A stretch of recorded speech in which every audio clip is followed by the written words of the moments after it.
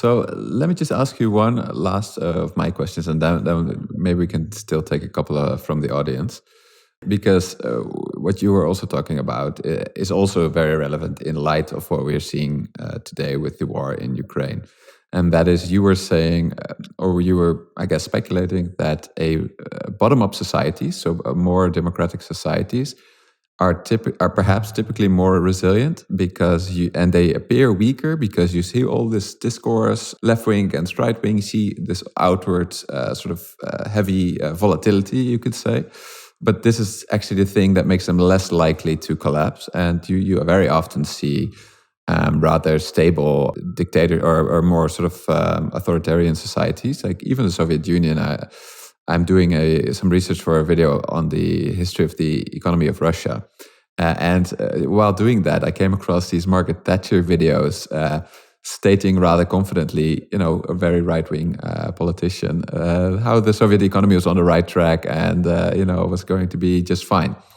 And then, related to that, I'm now reading more about, hey, maybe we might see what we're seeing now is another battle, so to say, between democratic ideas, more decentralized ideas, and more authoritarian philosophy, represented in this case by a sort of axis of China and Russia. Yeah, what's your view on how that relates to resilience? I would say, you put it very nicely. So in terms of resilience, as long as democratic and open societies talk to each other and information flow is there, I think it's more resilient. It seems, there's a discourse going on and all this. But of course, if you go to the more extreme where they're just talking past to each other, then the fact that you also lose your social cohesion in a sense, and then you become less resilient. So what's really important is that you stay, and that's why I think where the Weimar Republic comes in. So once the society becomes so extreme polarized, where you just talk past each other and you can't really have a discourse. And I think what's really important is that you have a discourse, you have different opinions coming to forefront, but you still try to understand the other side and try to take in and make a counter argument.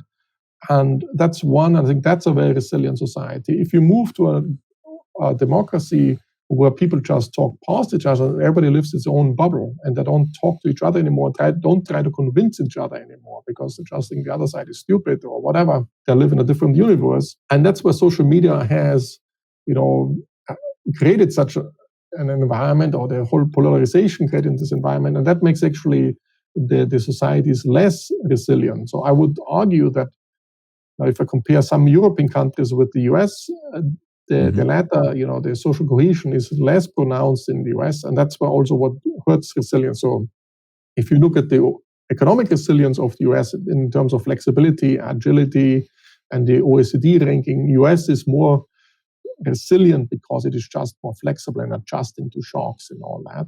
But if you take the social cohesion aspect, so people talking to each other and not just dismissing each other, that's where many European countries are much more strong. And that's essentially what, and paradoxically, Putin's attack on Ukraine has actually brought, also different factions in the US closer together again. Yeah. And hopefully brings smoothes over this.